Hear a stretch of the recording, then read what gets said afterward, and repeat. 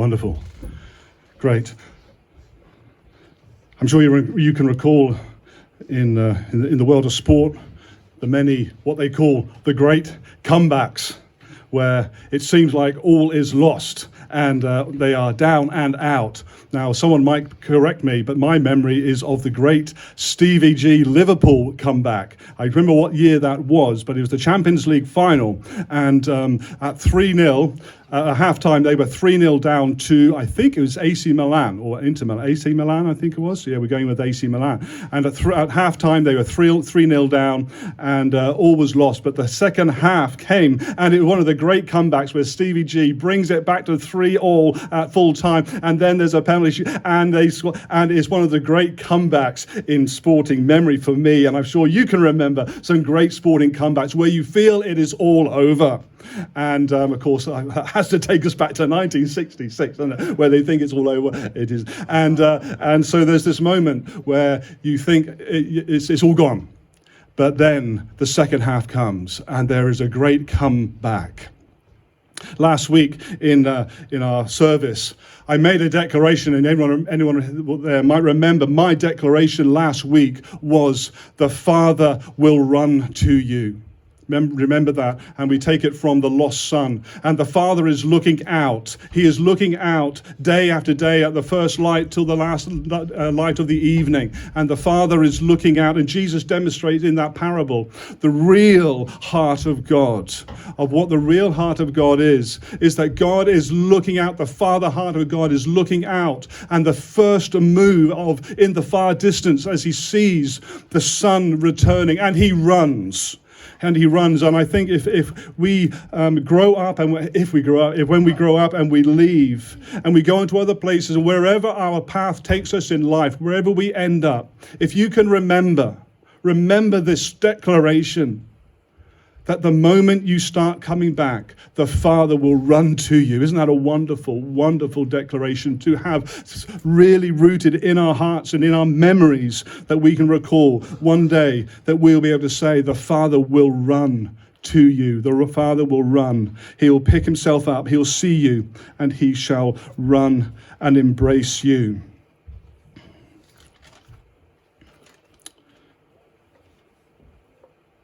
In the book of Ephesians, if you ever study the book of Ephesians, at the very end, we might all remember that it finishes in chapter 6 with having done all to stand. Well, what is the done it all? You might just think it's the last couple of verses, but if you look at the book of Ephesians, it is taking you on a journey. And it is looking at the walk of the believer. It starts off talking about the things about in the Godhead and God's plan, and then it talks about the walk of the believer. Then it talks about being all the body in unity together, and then it moves on to the next step of being imitators of Christ and our godly walk. And then it comes to the pictorial, the spiritual language of the marriage, the bride of Christ, and imitating God in that way. And then we come to chapter 6, where it's talking about the believer and his status, and talking about the armor of God and how to clothe ourselves. And then we come to the verse of having done all. Having done all that's been preceded in the earlier chapters. And when you feel that maybe in your life you have done everything. Maybe you've been to church for many years. Maybe you've read them. Maybe you have done it, or maybe you've preached it. Maybe you've been to play. Maybe you've even led a church, and you feel that you have done it all. There's one thing left to do: is to stand. I think that many of you wouldn't really want me to have trouble in my life. How many of you don't want me to have a difficult time? How many of you don't want me to go through affliction and stress and trouble? Hannah's put a hand up anyway. Yeah, that's not very many of you, actually. You cynical lot. You want me to have a really bad time, don't you? You're praying that I'll suffer. I know your hearts. I know your deeds. But you know what? It is important that I have difficulty. It's actually important that I have times of difficulty and wilderness and trouble in my own heart. It's important that I do. And for quite a while, I've been going through a wilderness time and a time of wrestling and struggling. But if I don't, I cannot help you. I cannot empathize. I cannot sympathize. I cannot teach. I cannot be where I have not been. So unfortunately, it's important that I do go through struggling times. And many times I lead the church and I lead our times together in quite a hard place, a difficult place. And I come traveling in on the morning, I'm just pleading with God, saying, God, you've got to help me. Yes. But isn't that wonderful? Isn't that wonderful? I don't stand up here and say, I've had a terrible week and I'm awful and I'm depressed and I'm down and No, I just get up here and I worship. And I lead you all and I just take you into the presence of God and do what I do. Very often from a broken heart and from a heart that's in a dreadful state. And how many times I've said to Heather on Saturday night, what am I going to do tomorrow? Isn't that wonderful? How the Lord's grace just leads us. It's important that we can go through hard times. The last few weeks, I would say I've been afflicted, I've been depressed, I've been stressed, I've been struggling. And this last particular week, I've had a really hard week. And on Friday, and a Thursday I think it was, no, Friday it was, I just had a great conversation with one of the guys at work. And I just said to myself, I'm back. Brucey's back. Brucey's back.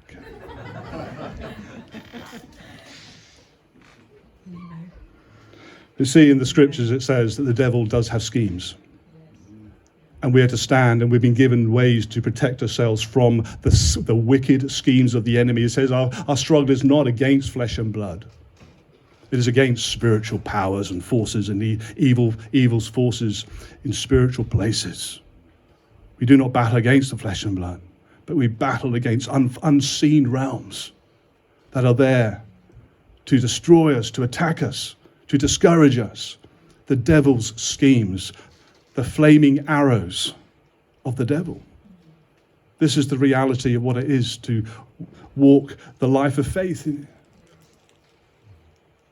The devil wants to shoot flaming arrows at us. What are the devil's schemes? They are to accuse, they are to attack. Well, how are these things? He afflicts. He is the afflictor. The man Job had much affliction. He afflicted Job with all sorts of ailments and disease and crop failure and family and death and business, everything. Job was afflicted by the devil. He's a sifter. Peter was sifted like wheat. His very faith, and he was taken right down to his very core where he was a broken man, where he was brought to a place of denial. The devil will sift us. But Peter came back. He is someone who wears down the saints, tires you with all sorts of lies and guilts and ought tos and should dos, the things we must do, all the religious things that we have to do. It comes from the devil. He wears down the saints. He is the accuser of the brethren. He will accuse you of the things you've done, the things that you've said, the way you've behaved, the things that you've carried out, the things you've done to other people, the things you haven't done, the things you should have done. He will accuse you and disqualify you. He will say how you aren't qualified, how can you do this, how can you call you? He will call you, he will accuse you. He is a liar. He will whisper lies to you. He will cause you to believe false truths. The devil is someone who tempts. He will tempt us. He will use our carnal nature to tempt us away to evil desires and wrong thinking.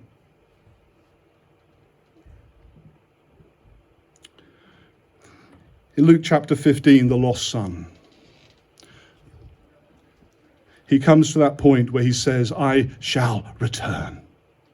The second half of the match, I'm going to return. I'm 3-0 down.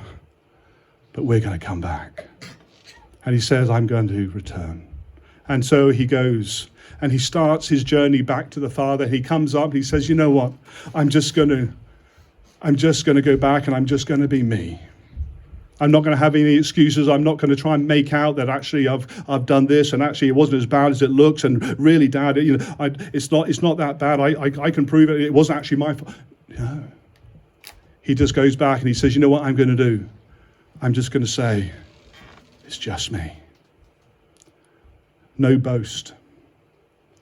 No boast except in the grace and the love of God. No boast. It's just me.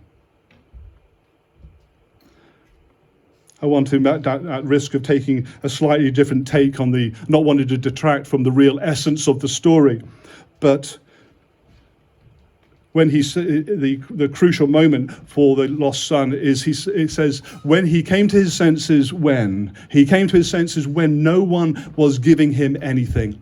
And maybe for us today, we wouldn't quite say we're in a position of a lost son in the true sense of the story here, but we know that at that stage of our lives, all that we poured our lives into, all the things that we were chasing, it's that thing of going up, we've realized we've been going up the wrong ladder.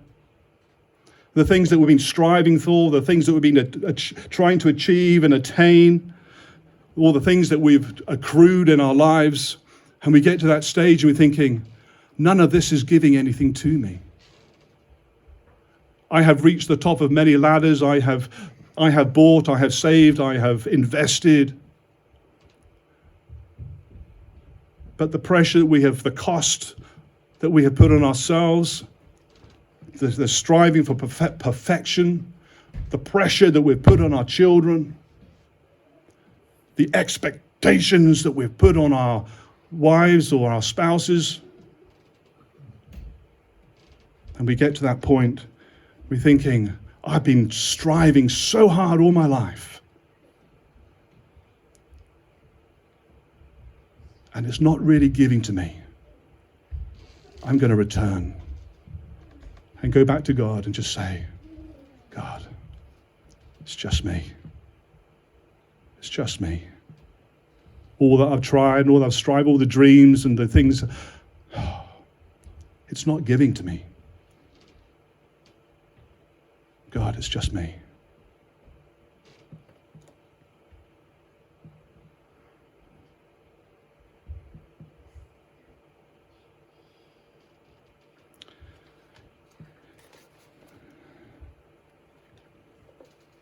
When you come home, you're yourself.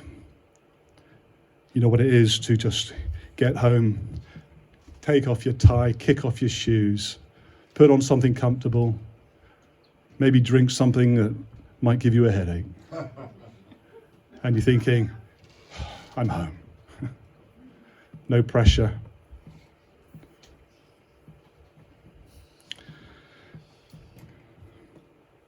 You know what it's like when you come back from holiday and you go back to work and you go there and you've had a wonderful time, you've seen all sorts of things, you had some fun and you've been things and you've got some great memories and some pictures and yeah. And you go back to work and it's kind of like thinking of, shucks, nothing's changed. It's just the same, it's just the way I left it. Nothing's changed. There's always that feeling of, nothing's changed. Everything is just carried on the same way. And you think, no. I remember when I came back, on the 23rd of March, I think it was, in the year 2020, I was working on the building site and I was doing some cladding on the outside of a building, and I was coming towards the end of the day and I didn't have time to fit the last board, and I measured it up, I cut it, I thought, okay, I'll do that first thing in the morning, and I put it there, leaned against the scaffold, and I put some nails next to some screws of what I was going to do. I said, okay, I'll do that first in the morning. I went home, we had that government announcement of, you can't go to work tomorrow. And we were all just suddenly in a big lockdown situation. For 7 weeks, we went through a time. And on the 11th of May, I went back to the site and I went up the ladder, I went onto the scaffold, and I picked up that piece of wood and it was still there. I picked up that piece of cladding there and I picked up the screws and I just fixed it as though it was just the next day. Nothing had changed. And yet in my heart, what I had been through 7 weeks of a really hard time. I'd been through 7 weeks where I was struggling and we were all kind of thinking, what's going on and what's going to happen and what's the next thing going to, all the fear we had all the questions. But I went back to work and nothing had changed. I just fixed on that piece of wood and put on the next piece of wood. And no one knew what I'd been through. No, that piece of wood did nothing. Will Turner had just been out for his lunch break, and he came back to his blacksmith's yard there, and he sees the donkey wandering around, doesn't he? And he goes, right where I left you. And he comes back and he sees his drunken boss asleep in the corner with his bottle of whiskey, and he says, yeah, just where I left you. And then he sees that. Got to complete the story, haven't you? And then he sees the blacksmith's hammer, and he says, not where I left you. Anyway, you've got to see the film. And then you've been on an epic adventure. You think of the four hobbits. The four hobbits, they've been for 13 months. They've been battling demons. They've been on a world-saving mission. They've been battling demons and all sorts of hot, hideous creatures with their mission to destroy the ring of power. And they come back to the Shire 13 months later riding on their ponies. And all the old folks there, they're just looking at them going, those little rascals, what are they up to? What mischief have they been up to? And the four boys there, they just think, you have no idea what I've been through. For 13 months, I've been battling demons. I've been fighting all sorts of hideous things in my life. Don't judge me. You don't know what I've saved. You don't know all I've come through. And you come back and nothing's changed, and yet you've changed. You've been through an awful lot.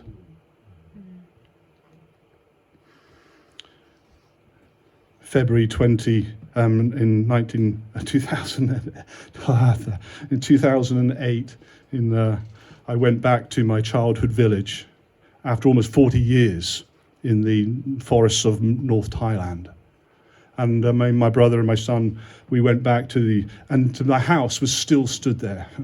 My house was still standing there. And we went back to my house after almost 40 years, and the lady that we'd left it to was still there. And the pots and pans that my mother had left was still there. In the corner of the fire that was still in the middle of the floor, and the mud floor was still smoking. It had never gone out.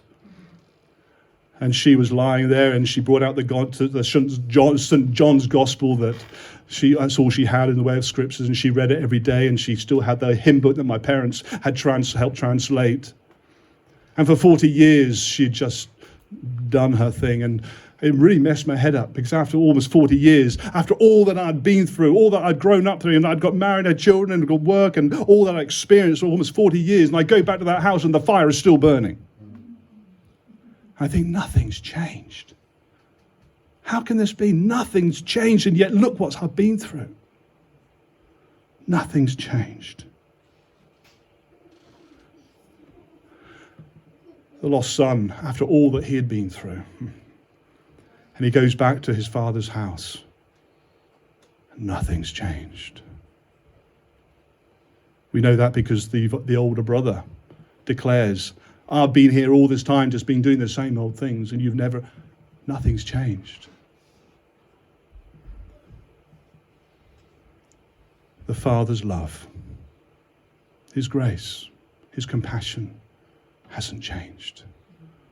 For all that you go through, for all that you've done, for all that you've said, for all the lies you've hurt and the things that you screwed up, you go back to the Father's house and nothing's changed.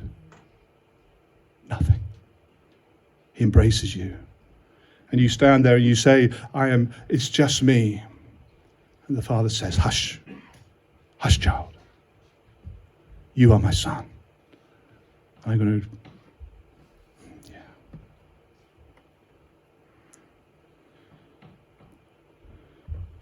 If you're watching today, or maybe you're sitting and listening in our service today,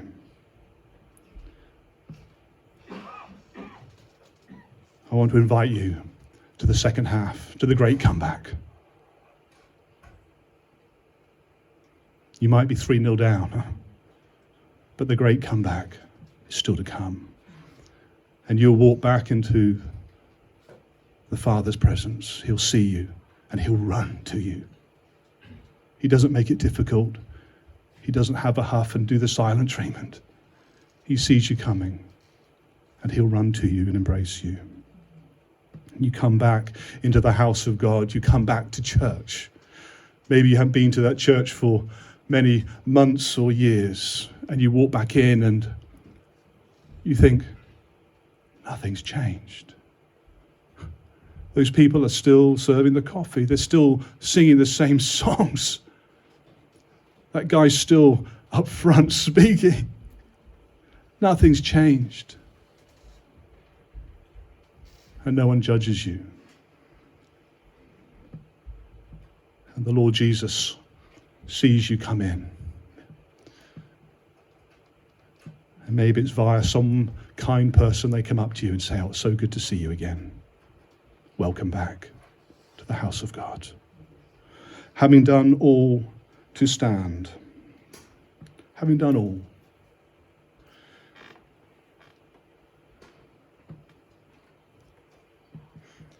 How have you been? Have you been too busy? How's it been over the last few weeks? You see, in our culture, we don't really have great suffering. We can't really boast of being through fire and torment and torture, can we? But our story is still valid. Those times of anxiety and depression that we go through.